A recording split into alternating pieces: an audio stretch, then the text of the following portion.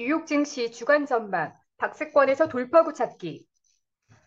이번 주 뉴욕 증시는 정치권의 부채 한도 협상과 소매 판매 등 경제 지표, 제롬 파월 연방준비제도 의장 등 연준 당국자 발언 등의 조심스러운 흐름을 이어갈 것으로 예상됩니다.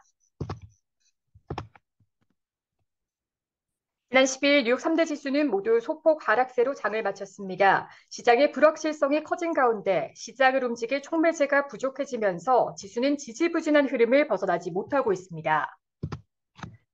다우존스 30 산업평균 지수는 지난 한 주간 1.11% 하락했으며 스탠더드앤드푸어스 S&P 500 지수는 0.29% 떨어졌습니다. 나스닥 지수는 0.4% 올라 지수별로 엇갈린 모습을 보인 동시에 등락률은 크지 않았습니다. S&P 500 지수는 4천에서 4,200 사이 박스권에서 정체된 모습을 보이고 있습니다. 시장에 혼재된 재료들이 명확한 길을 보여주지 않으면서 투자자들이 포지션을 정하길 꺼리고 있는 것으로 판단됩니다. 지역 은행권의 불안은 시장을 뒤흔들 악재는 되지 않더라도 위기가 끝나지 않았다는 불안감으로 시장을 계속 압박하고 있습니다.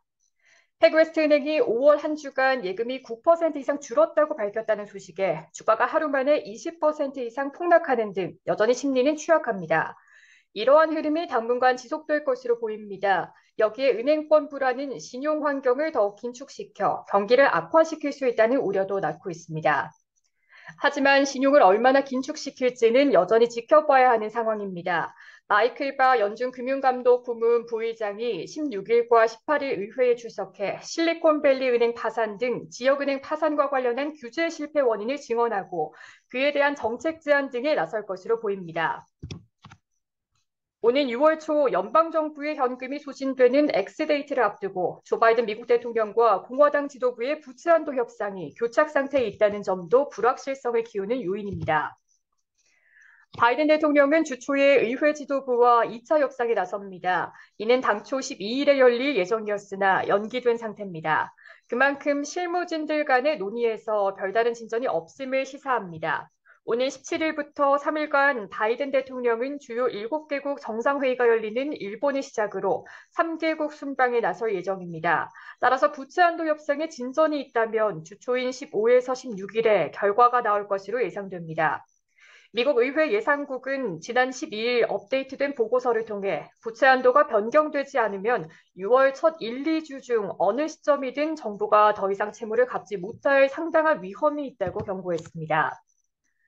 제니 옐런 미국 재무장관은 앞서 재무부의 긴급 조치가 소진돼 현금이 바닥날 시점으로 이르면 6월 1일로 예고한 바 있습니다. 옐런 장관은 지난 12일에 디폴트 시점을 2주 이내에 다시 업데이트할 것이라고 말했습니다.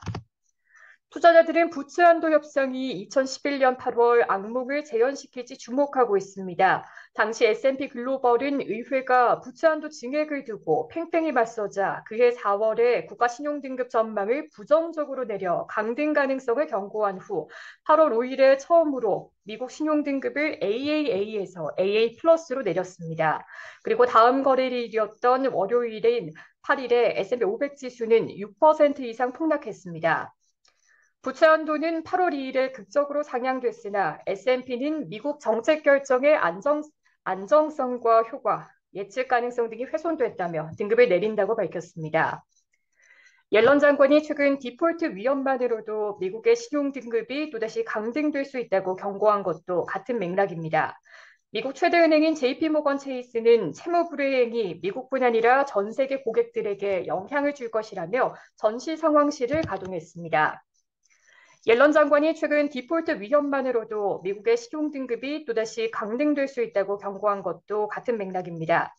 미국 최대 은행인 JP모건 체이스는 채무 불이행이 미국뿐 아니라 전 세계 고객들에게 영향을 줄 것이라며 전시 상황실을 가동했습니다. 부채 한도 협상이 지지부진할 경우 불확실성만 키워 경기를 더욱 위축시킬 수 있습니다. 경기 침체 가능성이 커질수록 연준의 금리 인하 기대는 높아지겠지만 아직 증시가 침체 위험을 가격에 반영하지 않고 있다는 점에서 증시 압박은 커질 것으로 예상됩니다. 이번 주 주목할 경제 지표로는 소매 판매가 있습니다. 미국의 소비는 국내 총생산의 3분의 1을 차지한다는 점에서 경기 둔화 정도를 가늠해 볼 수 있을 것으로 예상됩니다. 월스트리트저널에 따르면 이코노미스트들은 4월 소매 판매가 0.8% 증가하며 전달의 1% 감소해서 증가세로 돌아섰을 것으로 예상하고 있습니다. 소비의 반등은 경기 침체 우려를 완화할 수 있지만 지표 호조가 주가를 반등시킬 수 있을지는 미지수입니다. 이번 주에는 타깃과 홈디포, 월마트 등 소매업체들의 실적도 나옵니다. 이들 기업 실적을 통해 소매 판매 지표와 함께 미국의 소비 시장을 가늠해 볼 수 있을 것으로 예상됩니다. 이번 주 제롬 파월 연준 의장을 비롯해 존 윌리엄스 뉴욕 연방준비은행 총재, 연준 부의장으로 지명된 필립 제퍼슨 연준 이사 등이 발언에 나설 예정입니다. 이들이 최근에 발표된 물가와 고용 지표에 대해 어떤 평가를 내리고 오는 6월 통화정책회의와 관련해 어떤 힌트를 줄지 주목됩니다. 파월 의장은 지난 회의에서 금리 인상 중단 결정이 내려진 것이 아니라며 이러한 결정이 나온다면 6월에 이루어질 수 있음을 시사했습니다. 만약 파월 의장이 불확실성을 이유로 상황을 더 지켜봐야 한다고 언급하고 인플레이션이 내려가고 있다는데 방점을 찍을 경우 연준의 6월 금리 동결 가능성은 커집니다. 그러나 연준 일각에서 제기되는 인플레이션에 대한 우려와 그에 따른 추가 긴축 가능성이 다시 힘을 받을 경우 시장은 타격을 입을 수 있습니다.